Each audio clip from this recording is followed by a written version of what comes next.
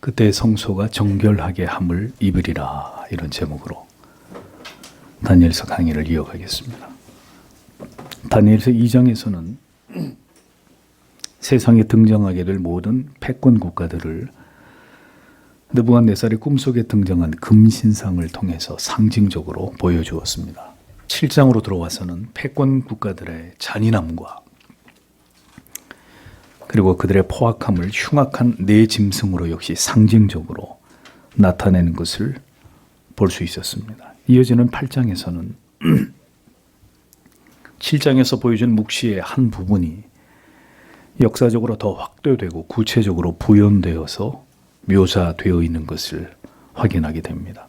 본장에서는 세속에서 격돌하는 두 제국을 숫양과 숫염소로 묘사하고 있는데, 이를 통해서 이 세상에 존재했다가 사라지는 모든 패권 제국들의 운명과 그리고 각 시대마다 하나님의 백성들에게 임하게 될 핍박과 환난들을 예고하고 있음을 우리에게 보여주고 있습니다.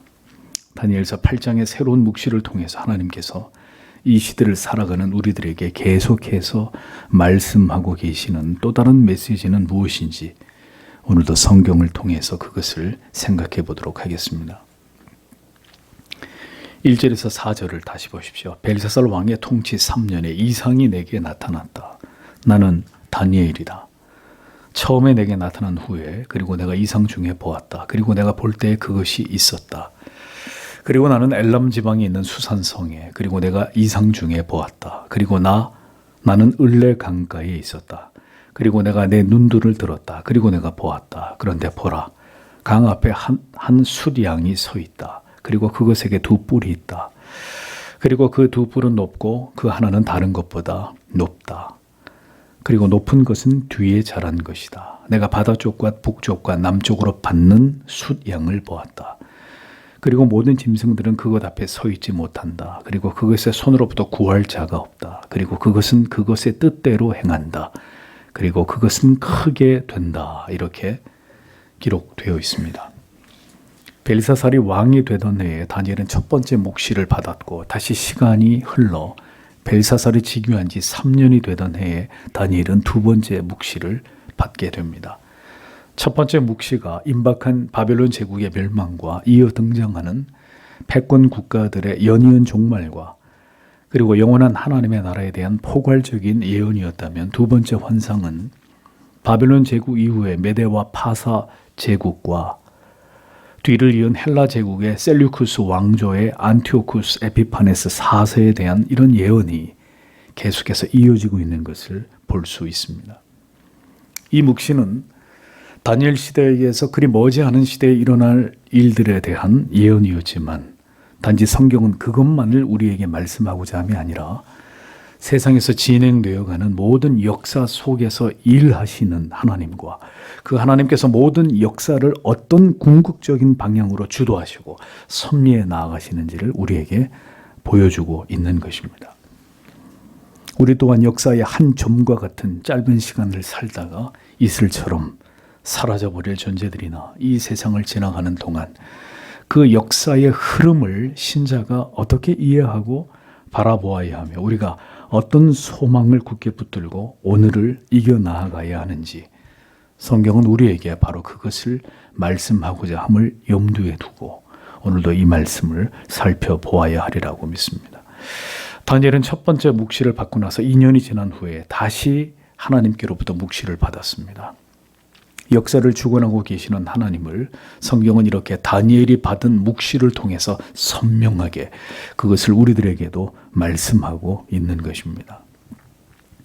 세속의 역사가 그냥 인간들에 의해서 세상을 쥐락펴락하는 권력가들, 하나님을 알지 못하는 무지한 정치가들에 의해서 쓰여져 내려가는 것이 절대로 아니라 그 모든 것을 하나님께서 주도하고 역사하고 섭리해 나아가고 계신다는 사실을 분명하게 성경은 우리들에게 깨닫게 하고 있습니다. 다니엘이 이 묵시를 받았을 때의 장소와 시기를 성경은 아주 구체적으로 기록해 놓고 있는데 그 이유가 무엇 때문일까요? 성경은 그 기록 중에 상당 부분이 세속의 역사적 기록 속에서도 분명하게 그 증거를 보존하고 있음을 우리에게 보여주고 있습니다. 그것은 성경의 사건들이 명백히 역사 속에서 일어났던 실제적인 사실이라는 것을 보여주는 것입니다. 다니엘은 지금 엘람 지방의 수산성에 거하고 있을 때 을레 강변에서 이 묵시를 받았다고 이야기하고 있습니다. 엘람은 바벨론과 페르시아의 경계에 위치한 지역으로 오늘날에는 페르시아만 북쪽에 위치한 지금의 이란 남부지역 쿠지스탄에 해당되는 곳입니다. 수산성은 한글 성경은 수산이라고 번역이 되었는데 본 이름은 수사이고, 수사는 당시 엘람도의 수도였고 후에 바사 제국의 4대 수도 가운데 하나가 되는 중요한 지역으로 그 지역이 부상하게 됩니다. 을레 강변 또한 실제로 존재하는 것으로 수산성에서 멀지 않은 곳에 위치한 코아스페스 강과 코프라테스 강을 연결하는, 지금은 그곳에 인공 운하가 수로가 만들어져 있는데 그곳을 가리키는 실제적인 지역입니다.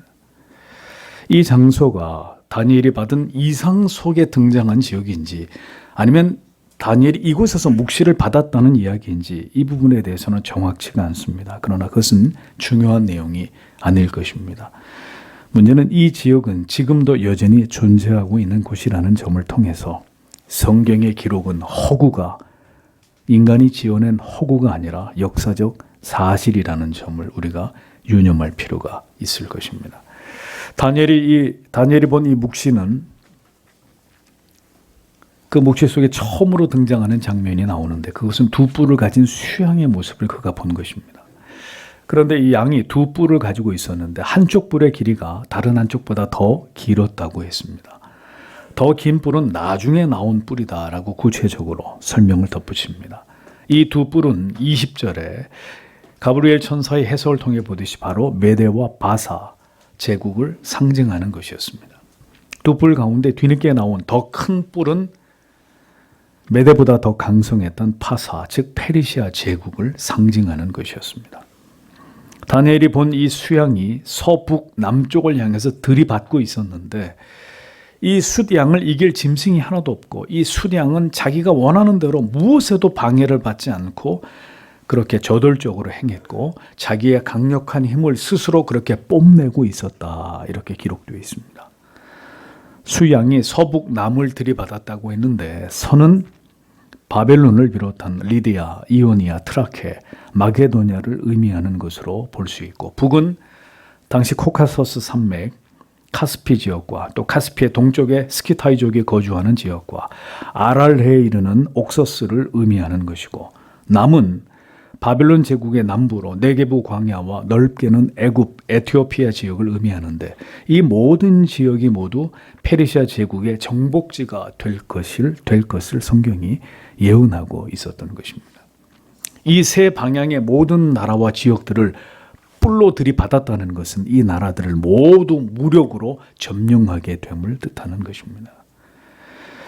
이 페르시아 제국을 막을 다른 나라들이 존재하지 않았고 감히 페르시아와 맞서고자 하는 나라들 역시 당대에 없었다고 기록하고 있습니다. 페르시아 제국은 당대 신흥 제국으로 그들은 다른 어느 나라에서도 찾아볼 수 없는 독특한 전술과 전략을 가지고 많은 나라와 도시들을 공략했습니다. 바벨론이 메데아와 파사에 몰락당한 것도 이제까지 다 어떤 나라에서도 시도하지 않았던 획기적인 전술로 예상 밖의 기습 공격을 당했기 때문이었습니다. 그들은 그렇게 스스로 매우 강력한 군사력과 비상한 전략과 전술을 가지고 스스로 강대해져 갔다고 기록하고 있습니다. 한마디로 페르시아 제국은 스스로의 힘을 믿고 그렇게 기고만장해져 갔다는 뜻입니다. 그러나 역사를 통해 보듯이 영원히 패권을 유지하는 나라는 절대로 존재하지 않습니다. 역사를 주관하시고 나라를 심판하시는 하나님께서는 교만한 나라와 민족을 반드시 꺾으시는 분이십니다. 국가나 개인이나 기륭화복과 흥망성쇠를 주관하시는 분은 오직 하나님이심을 성경은, 그리고 이 세속의 역사는 우리에게 그것을 분명하게 증언하고 있습니다. 이어지는 묵시의 내용을 보면 5절에서 8절을 보십시오. 그리고 내가 주의하고 있었다. 그런데 보라, 암염소들의 수렴소가 서쪽으로부터 온 땅의 표면들을 넘어왔다. 그리고 그 땅에서 닿는 자가 없다. 그리고 숫염소는 그것들의 눈들 사이에 두드러진 뿔이 있다. 그리고 그것이 강 앞에 서 있는 내가 본 두 뿔의 주인인 수량에게까지 왔다. 그리고 그것이 힘의 분노 중에 그것에게로 달렸다. 그리고 내가 수량 가까이에 도달하는 그것을 보았다. 그리고 그것이 그것에게 경노했다. 그리고 그것이 수량을 3개 쳤다. 그리고 그것이 그것의 뿔들 둘을 산산조각 냈다. 그리고 그것 앞에 설 힘이 숫양에게 있지 않았다. 그리고 그것은 그것을 땅 쪽으로 내던졌다. 그리고 그것이 그것을 짓밟았다. 그리고 숫양에 대해 그것의 손으로부터 구출할 자가 있지 않았다. 그리고 암염소들의 숫염소가 무척이나 크게 되었다. 그러나 그것이 거대할 때에 그 큰 뿔이 깨졌다. 그리고 그것 대신에 현저한 넷 그것들이 하늘들의 네 바람들로 자라났다. 이렇게 기록이 되어 있습니다. 다니엘이 본 묵시 가운데 두 번째 장면이 펼쳐지고 있습니다. 그는 지금 숫염소 한 마리가 서쪽에서부터 와서 온 지면을 두루 다니고 있는 모습을 보게 됩니다. 땅에 닿지 아니하여라는 의미는 발이 땅에 닿지 않을 만큼 날렵하고 신속하게 이동하면서 순식간에 온 세상을 휩쓸었다는 것을 보여줍니다. 그 숫염소가 서쪽에서부터 왔다고 했죠. 서편은 당시 파사 제국의 서쪽을 의미하는 것으로 곧 지중해의 북쪽 마게도냐와 헬라 지역을 가리키는 것입니다. 이 헬라 제국의 통치자가 바로 그 유명한 알렉산더 대왕이었습니다. 바사 제국을 숫양으로 표현한 반면 헬라 제국의 알렉산더는 숫염소로 표현한 것은 헬라 제국의 바사 제국보다 더 강력한 제국임을 의미하는 것이었습니다. 마케도냐와 헬라 제국의 통치자 알렉산더는 즉위한 후 4년 만에 메데와 바사 연합군을 괴멸시키고 동쪽으로 인도까지 점령한 대제국의 최고 권력자가 됩니다. 그 염소의 두 눈 사이에 현저한 뿔이 있다고 했습니다. 정확한 의미는 두드러진 뿔인데 이 정체가 바로 헬라 제국의 알렉산더 대왕을 가리킨다고 볼 수 있는 것입니다. 숫염소에게는 일반적으로 2개의 뿔이 있는데 기형적으로 하나의 뿔이 더 있다는 것은 알렉산더의 존재가 그만큼 역사 속에 독보적이었고 탁월했다는 것을 생동감 있게 묘사한 것입니다. 두 뿔을 가진 숫염소가 강가에 서 있는 양에게로 분노를 가지고 맹렬하게 달려가고 있는 모습을 다니엘은 묵시 속에서 보게 됩니다. 빠르게 달려갔다는 것은 알렉산더 대왕이 이끄는 마게도냐 군대가 얼마나 저돌적이고 탁월한 기동력을 가졌는지를 짐작하게 해주고 숫염소로 상징되는 헬라 제국의 알렉산더의 군대가 숫양으로 상징되는 바사 제국을 단번에 침략을 해서 정복해버린 것을 암시하는 것이었습니다. 알렉산더는 BC 336년 바사의 마지막 왕인 다리오 3세를 이수스 전투, 아레벨라 전투에서 잇따라 격파함으로 메데 바사 제국을 마침내 정복하게 됩니다. 성난 숫염소는 숫양에게 돌진해서 숫양의 두 뿔을 꺾으려 할 때 이 숫양은 대적할 힘이 없어서 숫염소에게 무참하게 제압을 당하게 되고 마침내 멸망하게 되었는데 이를 도울 다른 나라들이 어디에서도 존재하지 않았다라고 다니엘의 묵시는 기록하고 있습니다. 이로써 페르시아의 해가 저물고 고대 근동의 새로운 패권 국가의 정복자로 헬라의 알렉산더가 등장하게 될 것을 다니엘서는 예언하고 있었던 것입니다. 절대 권력이라는 것은 존재하지 않습니다. 권력도 절대로 영원하지 않습니다. 올라가면 반드시 내려와야 할 때가 있습니다. 힘차게 비상하는 때가 있으면 비참하게 추락할 때가 있는 법입니다. 하나님께서 모든 강력했던 고대의 제국과 교만한 모든 인생 가운데서 그렇게 역사하셨다는 사실을 성경이 우리에게 보여주고 있습니다. 그렇게 하심으로써 하나님께서는 누가 이 세상의 진정한 주인이고 누가 진정으로 이 세상의 역사와 우리의 인생을 통치하시고 주도하시고 섭리하시고 이끌어 가시는 분이신지를 나타내 보이시면서 그 앞에 모두가 굴복되기를 원하셨다는 것입니다. 이 모든 일들이 역사 속에서 그냥 일어난 일들이 아니라 성도 여러분, 모두가 성경에서 이미 예언되었던 일이라는 사실을 잊지 마십시오. 모든 세속의 역사는 우연의 산물들이 아니라 모두가 친밀한 하나님의 뜻대로 계획과 각본대로 그렇게 쓰여졌던 사실입니다. 그것을 알기에 경건한 그리스도인들은 세상에서 일어나는 모든 일들에 대해서 침묵할 수밖에 없는 것입니다. 정치적인 이념을 가지고 성도가 대립하고 갈등하는 일만큼 어리석은 일은 없습니다. 역사를 주관하시는 하나님의 주권적인 섭리에 대해서 무지하기 때문에 그런 일들이 일어나는 것입니다. 역사 속에서 실제로 일어난 이 모든 사건들은 모두 하나님께서 계획하시고 주도하시고 섭리하신 하나님의 일들이셨습니다. 하나님께서는 그렇게 어제나 오늘이나 인생들이 결코 깨달아 알 수 없는 뜻과 계획과 섭리하심 가운데서 이 모든 세상의 역사를, 이 세상의 모든 인간들의 생사화복을 주관하고 계시는 전능하신 하나님이십니다. 나라가 일어나고 망하고 권력이 세워지고 무너지고 나라가 나라와 전쟁을 하고 다시 평화를 되찾고 하는 이 모든 일들이 다 하나님이 주관하시는 일들이라는 것입니다. 나라와 민족뿐만이 아니라 우리 개개인의 인생에 대해서도 동일하게 하나님께서는 섭리하시고 주관하십니다. 어느 날 우리의 인생 속에서 감당할 수 없는 큰 실패와 시련과 슬픔을 경험하게 하기도 하시고 사람을 통한 배신을 경험하게 되기도 하시며 또 어떤 순간 그 고통스럽기만 하던 날들이 하루아침에 사라지고 기대하지 않았던 평안과 행복과 그리고 회복과 치유를 마음껏 평화와 자유를 누릴 수 있는 새 날들을 우리에게 열어주기도 하시는 분이 바로 우리의 하나님이십니다. 시편 90편 13절에서 15절은 이렇게 기록되어 있습니다. 여호와여 돌아오소서.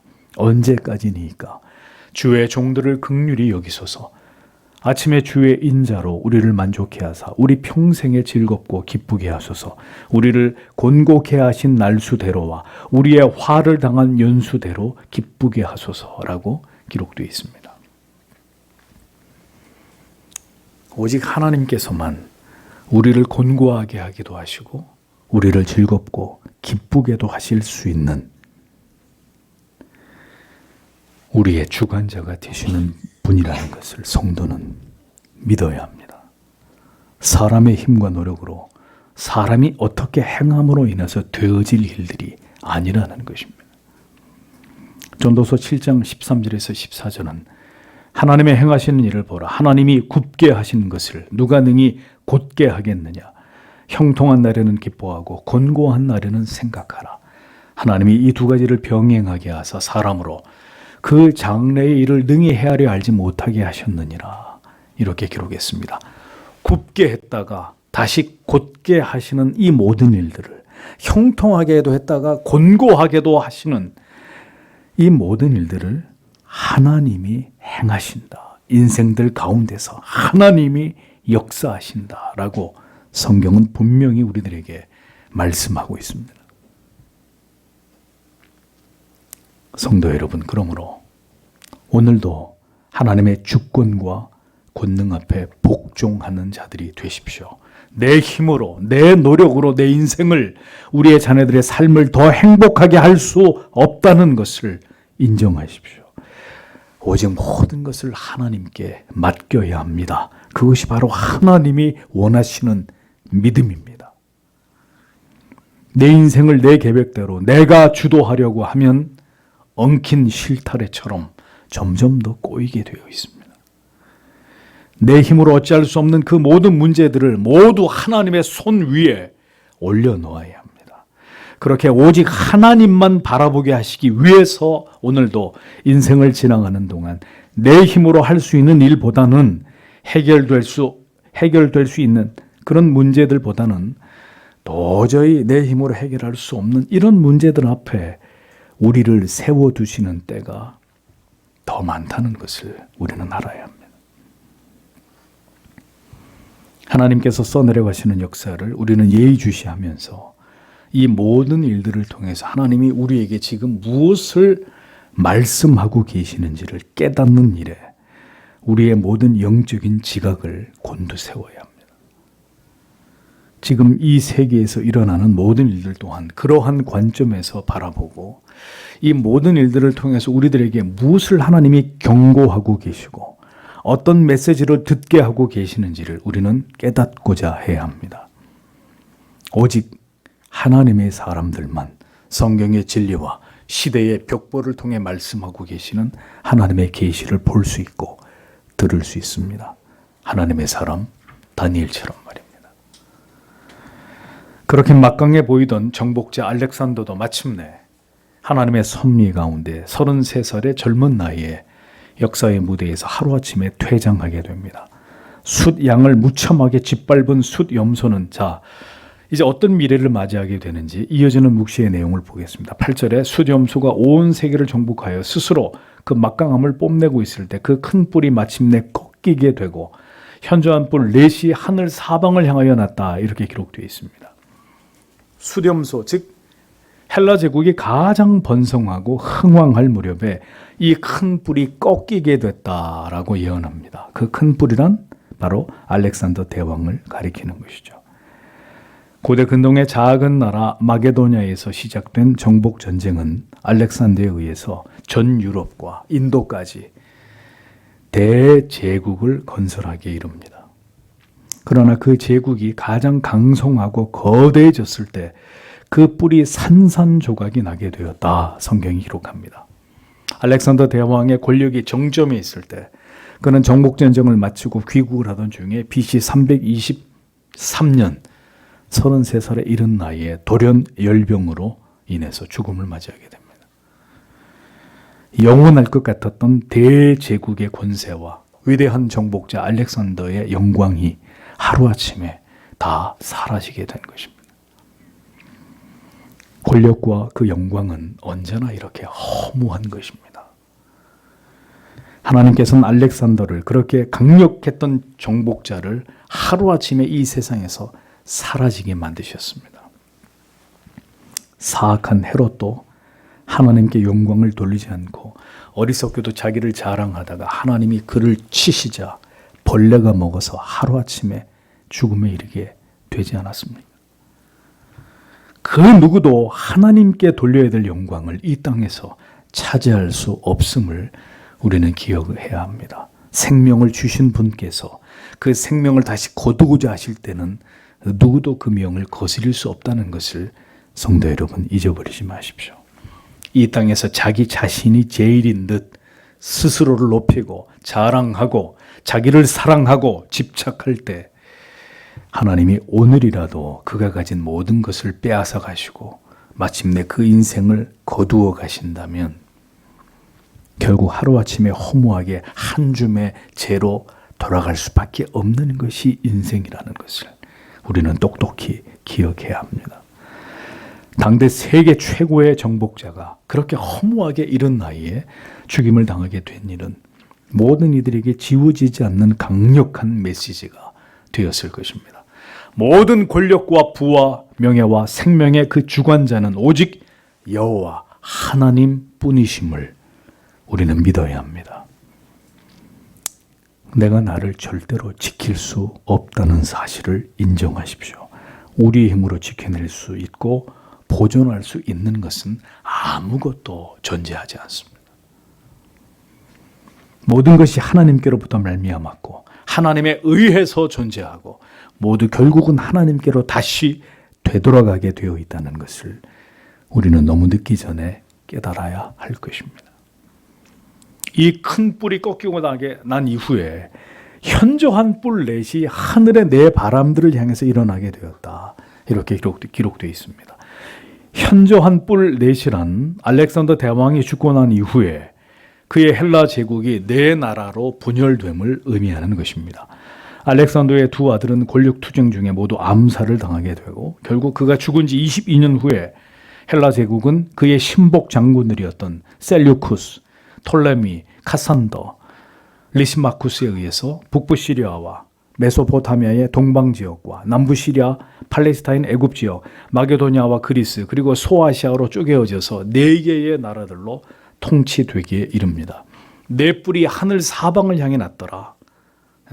하늘 사방을 향하여라는 말은 하늘들의 내 바람들로, 하늘의 내 바람들을 향하여, 이런 의미인데, 이 말의 의미는 결국 분열된 내 나라들이 마치 하늘을 향해서 바람이 불듯이 폭발적으로 사방으로 그 영토를 확장해 나아갔다는 사실을 보여주는 것입니다.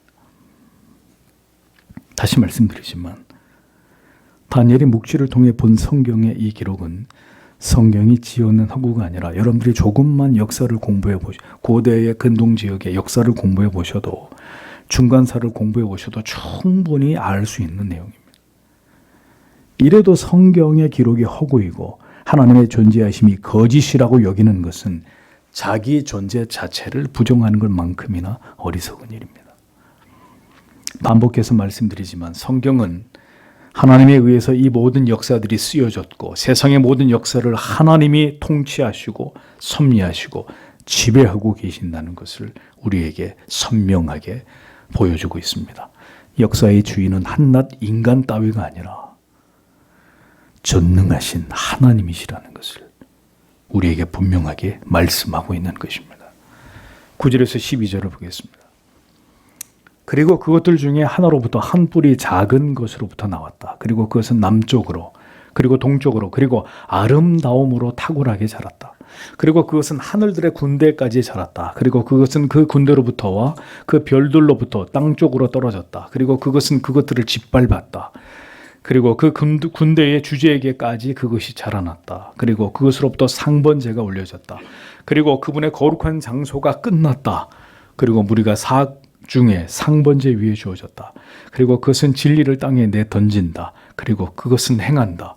그리고 그것은 번영한다라고 또 어떤 새롭게 출현한 어떤 정체에 대해서 다니엘의 묵시가 그것을 예언하고 있습니다. 그중 한 뿔이란 수염소가 가진 그 뿔이 꺾이고 새롭게 돋아난 현저한 4개의 뿔들 가운데 하나를 지칭하는 것입니다. 거기서 나온 하나의 작은 뿔이 남편과 동편과 그리고 영화로운 땅을 향해서 힘이 커졌다. 이렇게 기록을 하고 있습니다. 자, 여기서 작은 뿔이 역사 속에서 누구를 의미하는지에 관해서 여러 해석이 존재하지만 가장 유력한 해석은 헬라가 4개의 국가로 분열된 이후에 그 가운데 셀류쿠스 왕조의 8대 왕인 안티오쿠스 에피파네스 4세를 가리키는 것으로 권위는 모든 주석가들이 해석을 합니다. 에피파네스라는 의미는 신이 나타났다, 장엄한, 찬란한 이런 뜻입니다. 자, 이름부터가 얼마나 적그리스도적입니까? 작은 뿔로 묘사된 이 안티오쿠스 에피파네스는 남쪽과 동쪽 그리고 영화로운 땅을 향해 영토를 확장시켜 나아가게 되는데 남쪽에는 톨레미 왕조에 속한 애굽을 의미하는 것이고 동쪽은 페르시아가 장악한 지역으로 엘리마이스와 아르메니아 지역을 가리킵니다. 그 다음에 영화로운 땅이란 바로 예루살렘 성이 있는 가나안 땅을 지칭하는 것이었습니다. 안티오쿠 에피파네스는 이렇게 정복 전쟁을 통해서 광범위한 지역을 차지하게 되는데 그의 세력이 얼마나 강력했는지를 10절에서 12절까지 설명을 하고 있습니다. 그가 하늘 군대에 미칠 만큼 커졌다고 했는데 여기서 하늘 군대의 의미는 하나님을 보조하는 천군 천사를 뜻합니다. 이는 하나님의 임재가 머물고 있는 거룩한 성 예루살렘을 그가 공격했다는 것을 뜻하는 것입니다. 그 군대와 별 중에 몇을 땅에 떨어뜨렸다는 의미는 하나님의 도성 예루살렘의 종교 지도자들을 비롯해서 언약의 백성들을 유린하고 하나님의 성전을 더럽힌 행위를 가리키는 것입니다. 안티오쿠스 에피파네스는 이렇게 하나님의 거룩한 도성을 파괴하고 약탈했으며 돈으로 대제사장직을 매수한 메넬리우스를 대제사장 자리에 앉히고 하나님의 도성 예루살렘을 급격히 헬라화하기 시작합니다. 이어지는 11절과 12절의 내용이 바로 이와 같은 역사적 사실에 대한 예언입니다.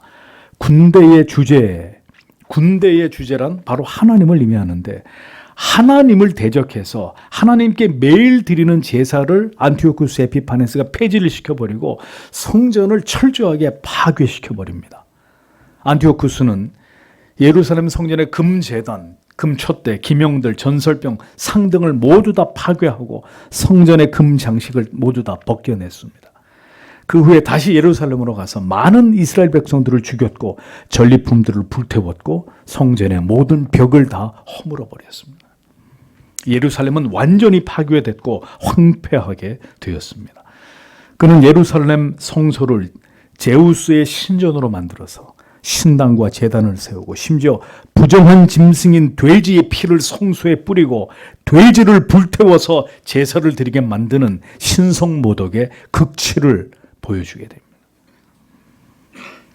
이스라엘 백성들에게 할례를 금지시키고 부정한 방법으로 그들의 영혼을 온갖 방법을 동원해서 더럽히게 만들었습니다. 그런데 그렇게까지 철저하게 하나님의 도성 예루살렘을 파괴하고 유린한 그 이유를 12절에서 짤막하게 얘기합니다. 뭐라고요? 범죄함을 인하여 라고 기록되어 있습니다. 즉 안티오쿠스 에피파네스를 통한 예루살렘의 파괴와 이스라엘 백성들이 당한 핍박, 그리고 모든 하나님을 향한 제사와 절기가 폐지되기에 이른 모든 이유가 바로 이스라엘의 죄악으로 말미암은 것임을 성경은 분명히 말씀하고 있는 것입니다. 하나님께서는 이스라엘 백성들의 심각한 영적인 부패와 타락에 대해서 잔인하고 포악한 안티오쿠스 에피파네스 사세를 통해서 그를 도구 삼아 처절하게 이스라엘을 응징하고 심판하셨던 것입니다. 보십시오. 이스라엘이 하나님을 버리고 제사를 더럽히고 안식일을 범하며 하나님께로부터 멀어졌을 때 하나님께서는 이렇게 잔인한 세속의 통치자를 세워서 이스라엘을 징계하시는 도구로 사용하셨다는 사실을 다니엘서가 보여주고 있습니다. 진리를 땅에 던지는 이 사악하고 참남한 죄악이 마음껏 에피파네스를 통해서 안티오쿠스 에피파네스를 통해서 예루살렘에서 자행됐고 그 모든 일들은 이 잔인한 독재자의 권력자에 의해서 뜻대로 형통하게 다 진행이 되었다고 기록하고 있습니다. 하나님께서 자기 백성들을 징계하실 때 성도는 박해와 핍박을 받게 되고 당대 악인은 득세하여 득의 양양하게 그가 행하는 모든 일들이 형통하게 되는 일들이 일어나게 된다고 성경은 그것을 우리에게 보여주고 있습니다. 악인이 모든 것을 지배하는 세상, 그 악한 의도대로 모든 것이 일사천리로 되어지는 바로 그때가 하나님께서 자기 백성들을 징계하시는 때라는 사실을 성도 여러분 기억하십시오. 하나님 예배함을 잊어버릴 때 더 이상 하나님을 예배할 수 없도록 모든 것을 파괴시켜버리는 이 두려운 하나님의 징계가 이스라엘에게, 예루살렘에게 임했던 것을, 아니 임하게 될 것이라는 사실이 다니엘 시대에 다니엘에게 묵시를 통해 예언되었던 것입니다. 이스라엘 백성들은 하나님께 드리는 모든 제사를 드릴 수 없게 되고 모든 그 제사가 돼지의 피로 더럽혀졌습니다. 역사는 그 결과가 얼마나 참혹한 대가로 지불됐는지를 똑똑히 우리에게 보여주고 있습니다. 이는 분명히 역사 속에서 하나님이 행하신 일들이었습니다. 그 하나님께서 지금도 자기 백성들을 불꽃 같은 눈으로 살피고 계십니다. 우리가 어떻게 하나님을 예배하고 있는지, 우리의 삶이 진리의 말씀과 얼마나 동떨어져 있는지, 우리가 여전히 하나님보다 세상과 물질과 쾌락을 얼마나 더 사랑하고 있는지, 우리에게 얼마나 많은 우상들이 여전히 우리 마음속에 존재하고 있는지를 하나님은 다 아신단 말입니다. 왜 우리가 살고 있는 지금의 이 시대가 이토록 급격히 무너지고 있고 혼란과 혼돈 속으로 빨려 들어가고 있는지 성도 여러분 분명히 생각해 보실 수 있어야 합니다. 역사를 움직이고 섭리에 나아가시는 하나님께서 왜 우리의 이 시대에 또다시 이토록 어두운 먹구름을 서서히 몰아오시는지를 부디 너무 늦기 전에 우리는 그 원인을 우리 안에서 찾아야 합니다. 그렇지 않으면 비극의 역사는 또다시 순환되고 반복되고 그 두려우신 하나님의 심판은 마침내 우리의 시대 속에서도 재현될 수 있기 때문입니다. 이 인물에 대해서는 뒷부분에서 천사장 가브리엘이 더 상세히 묘사하고 있는데 23절에서 25절까지의 말씀이 바로 이 안티오쿠스 에피파네스에 대한 해석이라는 사실을 보여줍니다. 이어서 13절, 14절을 보겠습니다. 그리고 내가 거룩하신 한 분께서 말씀하시는 것을 들었다. 그리고 거룩하신 한 분께서 어떤 분에게 말씀하셨다. 말씀하기를 상번제와 황폐하게 하는 그 범죄 그리고 성소와 무리에게 짓밟음을 주는 것의 이상이 언제까지 그리고 그분께서 내게 말씀하셨다. 2400의 아침 저녁 그때 성도가 의롭게 될 것이다. 이렇게 직역이 됩니다. 자, 다니엘은 이제 묵시 속에 두 천사가 나누는 대화를 듣고 있습니다. 거룩한 자와 다른 거룩한 자가 이야기를 하고 있다. 두 천사가 대화를 하는 내용을 엿듣게 됩니다. 두 천사들이 나누는 대화의 내용의 핵심은 매일 하나님께 드리던 제사가 중단된 사건과 성소의 제단에 가증한 우상이 세워지는 일과 이렇게 성소와 백성들이 짓밟히게 되는 일이 언제까지 지속될지에 관해서였습니다. 이것은 안티오쿠스 에피파네스에 의해 성전의 제사가 폐지되고 성소가 유린되는 이런 상황이 지속되는 데에 대해서 하늘의 천사들도 심히 비통해하고 있음을 보여주는 아주 이례적인 장면입니다. 두 천사는 안티오쿠스 에피파네스를 통한 유대인의 이 박해의 기간이 얼마나 되는지에 관해서 말하는데 이제 다니엘은 한 천사의 입을 통해서 그 기간이 2300주야가 될 것이다 이런 말을 듣게 됩니다. 정확히 6년 110일이 됩니다. 안티오쿠스 에피파네스가 예루살렘을 정복하고 그가 죽은 시점까지가 대략 7년쯤 지나간 것으로 볼 때 이 예언은 그대로 이렇게 이루어지게 된 것을 볼 수 있습니다. 안티오쿠스의 이러한 신성 모독적인 행위에 대해서 결국 유대의 마카베오 가문은 반란을 주도하게 되고 오랜 투쟁 끝에 결국 마카베오 가문의 반란은 셀류쿠스 왕국의 군대가 유다에서 모두 쫓겨나게 되는 것으로 결말이 나게 되고 BC 164년 성전은 다시 정화되고 정돈되는 이런 사태가 이르게 됩니다. 하나님께 대항하여 거룩한 성전을 유린한 참남하고 사악한 죄를 저지른 안티오쿠스 에피파네스 4세는 그해 자신의 나라에서 전투를 하던 중에 비참한 최후를 맞이하게 됩니다. 하나님은 그렇게 그 악인의 생명을 가차없이 거두어 가셨습니다. 그가 죽고 난 이후에 성소가 다시 정결하게 될 것이다. 다니엘이 바로 그 예언을 들은 것이죠. 성전에서 일어난 모든 신성 모독적인 일들이 다 사라지게 되고 다시 성전이 깨끗하게 정화되고 회복되는 역사가 일어나게 된다고 예언하고 있었던 것입니다. 유대인은 이렇게 실제로 그 이후에 이 사건들이 모두 일어나게 되었을 때 안티오쿠스 에피파네스가 죽고 성전이 다시 회복된 날을 기념해서 하누카의 절기로 그날을 정해서 지금도 이 날을 기리고 있습니다. 안티오쿠스 에피파네스는 이스라엘을 징계하시는 하나님의 수단과 도구에 지나지 않은 존재였습니다. 하나님의 백성들이 하나님을 버리고 참된 믿음의 길에서 멀어지게 될 때 하나님의 인내의 시간이 다 지나가고 나면 하나님은 반드시 이스라엘을 징계하시고 심판하셨습니다. 이런 일은 어느 시대에든 이 땅에서 일어나게 되는 적그리스도적인 사악한 권력에 의해서 이 세상에서 다시 재현될 수 있는 일들이라는 사실을 성도는 분명히 깨닫고 경각심을 가져야 합니다.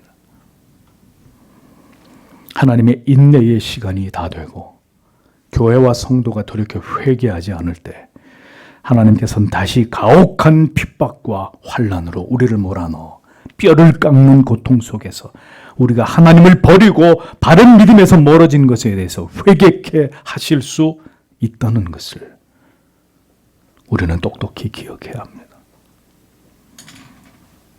성경의 역사는 이 엄중한 진리를 이 죄악으로 창궐한 시대를 살아가고 있는 우리들에게 분명하게 보여주고 있습니다. 왜 성경이 이러한 역사의 기록을 통해 이 역사의 기록을 우리에게 남겨놓은 것일까요? 하나님이 이 같은 말씀을, 이 묵시를 통해 우리에게 무엇을 말씀하고자 하시는 것일까요? 이 같은 일들은 반드시 재현될 수 있는 일들이고, 이스라엘 역사를 통해서 모든 시대의 그리스도인들이 부디 이 역사적 사실을 통해서 이 하나님의 심판 그리고 하나님의 회복이 일어난다는 것을 분명하게 교훈 얻게 하기 위함입니다. 성도 여러분, 이러한 일들이 또 우리의 시대에도 일어날 수 있다는 것을 잊어버리지 마십시오. 신앙의 자리는 매우 치열한 환경이 펼쳐지는 현장입니다. 그러나 때때로 이 세상을 지나가는 동안 우리는 우리가 추구하는 모든 편안함과 안락함 때문에 이 치열한 영적 싸움을 게을리하게 될 때가 다반사입니다. 안락한 집을 장만하고 결혼을 통한 안정을 추구하고 자녀를 낳아 양육하고 직업을 통해 생계를 유지하고 부를 축적하고 그리고 노후를 준비해야 하는 등의 인생을 지나가면서 우리가 관심을 갖는 여러 문제들에 과도히 집착하는 것을 통해서 마라나타, 주여 속히 오시옵소서, 초대교회 성도들이 가졌던 이 내세 신앙의 정서가 그 거룩한 정서로 견고하게 무장되는 일과 우리가 거리가 먼 삶을 이 세상에서 살아갈 수 있다는 것입니다. 마치 이 땅에서 영원히 살 자들처럼 어떤 고난과 시련과 핍박도 모두 거부하고 그저 편안하고 안락하게 살기를 원하는 사람들처럼 그렇게 인생을 살아갈 수 있다는 거죠. 인생이 평탄하고 순조로우면 하나님께로 더 가까이 나아가는 일보다는 하나님과 기어이 더 멀어지게 되는 일들이 일어나게 될 뿐이라는 것을 부인할 수 없는 사실입니다. 우리가 잊지 말아야 할 것은 우리는 매 순간 우리가 생각하는 것보다 훨씬 더 강력한 대적들에게 언제나 둘러싸여 있고 그 세력들은 절대로 우리의 힘으로 물리칠 수 없다는 사실입니다. 우리가 하나님을 경외하고 사랑하고 모든 허물을 뛰어넘어 지체들을 사랑하려 할 때마다 우리는 우리를 대적하는 세력들에게 완패를 당하기 십상인 냉혹한 현실들을 봅니다.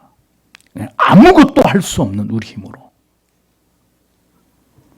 결국 하나님의 은혜가 없이는 우리의 안팎에 도사리고 있는 이 모든 악한 세력들을 굴복시키고 승리하게 하시는 그리스도의 보혈의 능력이 아니고서는 우리는 결코 이 모든 어둠의 세력들을 이길 수 없는 존재라는 것을 우리는 매일매일 경험하고 있지 않습니까?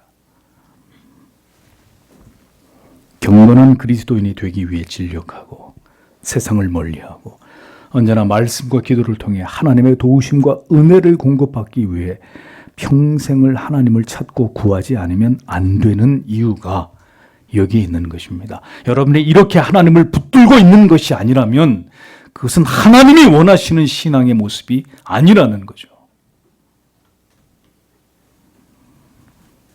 오늘도 성경의 진리를 통해 우리에게 말씀하시는 하나님의 음성을 들으십시오. 다니엘이 본 이 모든 묵시를 통해 무엇을 우리에게 말씀하고 계시고 경고하고 계시는지를 우리는 분명히 깨달아야 합니다. 성도 여러분, 전심으로 하나님을 경외하고 사랑하십시오. 그 도에 복종하며 온 마음을 다해 하나님을 예배하고 지체들을 진정으로 사랑하는 올바른 믿음 가운데 거하십시오. 어떤 경우에도 성경에서 올바른 진리로부터 멀어진 신앙은 위험할 수 있다는 것을 잊지 마십시오. 여러분들의 양심에서 들려오는 소리를 들으십시오. 여러분의 예배를 주의를 하나님 앞에 성수하시고 신앙을 회복하시고 마음에 하나님보다 더 사랑하는 우상들을 제하십시오. 우리는 지금 다시 권력과 권력이 나라들과 나라들이 격돌하는 시대를 살아가고 있습니다. 뿔들이 세워지고 꺾여지면서 숫염소와 숫양이 치열하게 부딪히며 여전히 알렉산더나 안티오쿠스 에피파네스 같은 적그리스도적인 사악한 권력의 뿔들이 날카롭게 돋아있는 이런 시대의 한복판을 살아가고 있습니다. 그러므로 세상에서의 그리스도인의 삶은 언제든 성경이 말씀하고 있는 핍박과 박해가 준비된 삶이어야 합니다. 우리의 고요하던 인생 속에서도 미래의 어느 날 감당기 힘든 뿔들이 솟아나게 될 수 있다는 것을 대비해야 합니다. 우리의 마음을 불안하게 하고 두려워하게 만드는 것은 세속의 제국의 흥망과 또 나라와 나라 간의 전쟁뿐만이 아니라 우리 자신의 현재나 미래에 닥치게 될 심각한 위협이 될 수도 있습니다.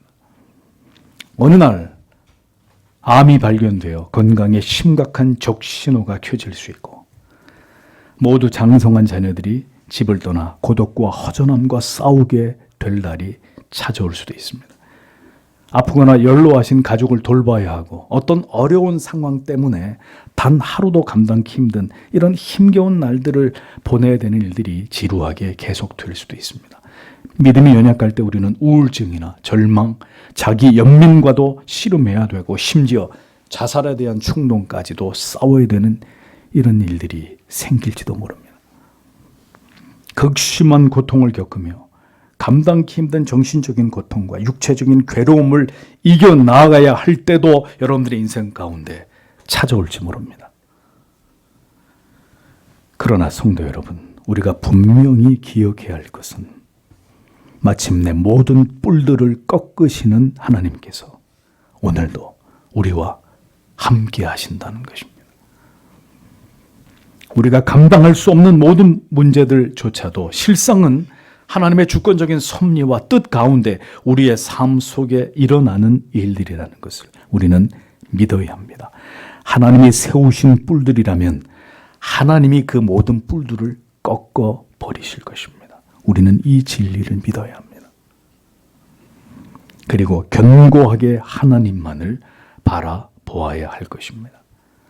세계의 정복자들 그리고 적그리스도적인 악한 세력들까지도 모두 하나님이 주관하셔서 그들을 역사에 등장시키기도 하고 그 역사에서 소멸시키기도 하신다면 우리의 인생에서 일어나는 모든 일들도 하나님의 뜻 가운데서 일어나기도 하고 하나님의 뜻 가운데서 그 모든 문제들이 사라지기도 할 수 있다는 것을, 그것을 가능케 하시는 분이 하나님이시라는 사실을 성도는 믿어야 하는 것입니다. 하나님께서 우리의 모든 인생을 주관하셔서 마침내 하나님의 뜻을 우리 안에서 이루어 가신다는 것을 기억하십시오. 하나님께서는 온 우주와 이 세상의 역사와 우리 개개인의 인생의 모든 문제들을 주관하고 계시는 전능하신 하나님 아버지십니다. 그분의 손에 의해서 모든 일들이 이루어지고 있다는 사실을 우리는 분명히 믿어야 합니다. 이스라엘의 멸망을 앞둔 시점에 이스라엘은 하나님을 향해 패역하고 강팍한 모습으로 하나님과 급격히 멀어지고 있었습니다. 하나님은 계속해서 당신의 종들을 세워서 피를 토하듯 그들에게 회개와 돌이킴에 대해서 촉구하셨습니다. 선지자들은 하나님의 마음을 품고 그들에게 하나님께로 돌아오라고 울부짖으면서 이스라엘 백성들에게 하나님께로 돌아올 것을 촉구했습니다. 그러나 그들의 반응은 냉담했고 심지어 하나님의 마음을 전하는 선지자들을 박해하고 죽였습니다. 하나님을 거절한 이스라엘은 결국 멸망의 길을 걸어가게 되었습니다.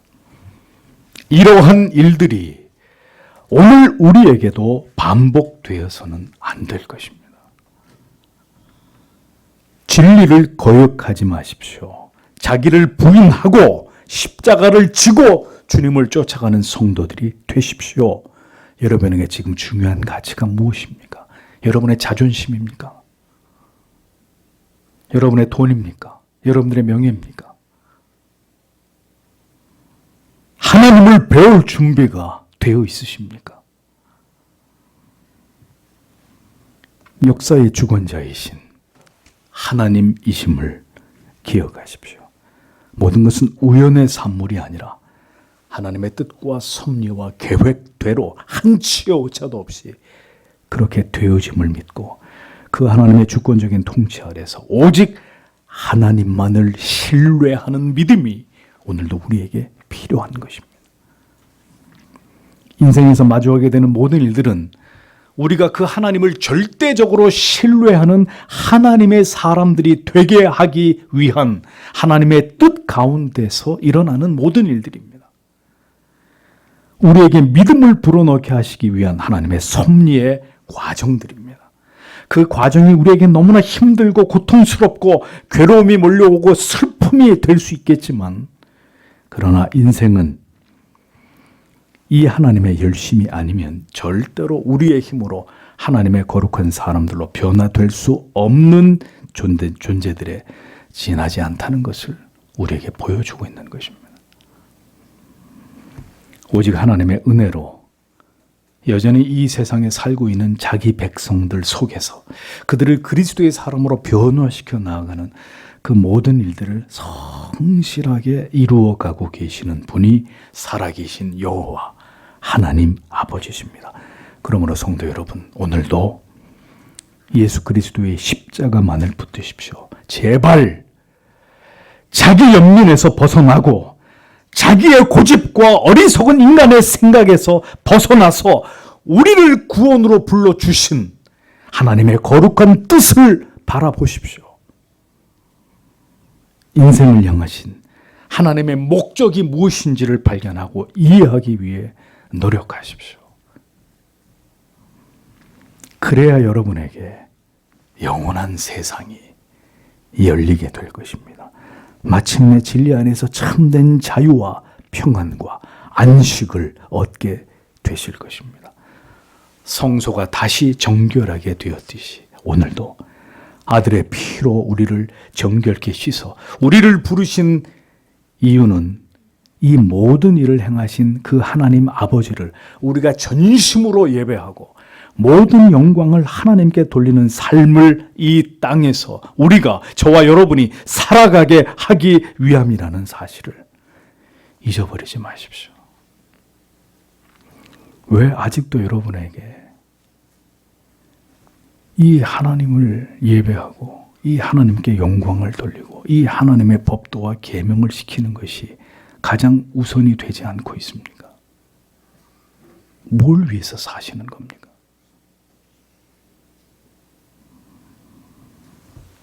이 진리를 깨달아 수고와 슬픔으로 가득한 인생이나 오직 하나님만으로 즐거워하는 삶을 살아 우리를 마침내 이 세상에서 부르실 때 하나님의 영원한 나라에서 영원토록 하나님을 기뻐하고 즐거워하는 복된 영생의 삶을 살아가게 되는 여러분 모두가 되시기를 오늘도 주님의 이름으로 축복합니다. 기도하겠습니다.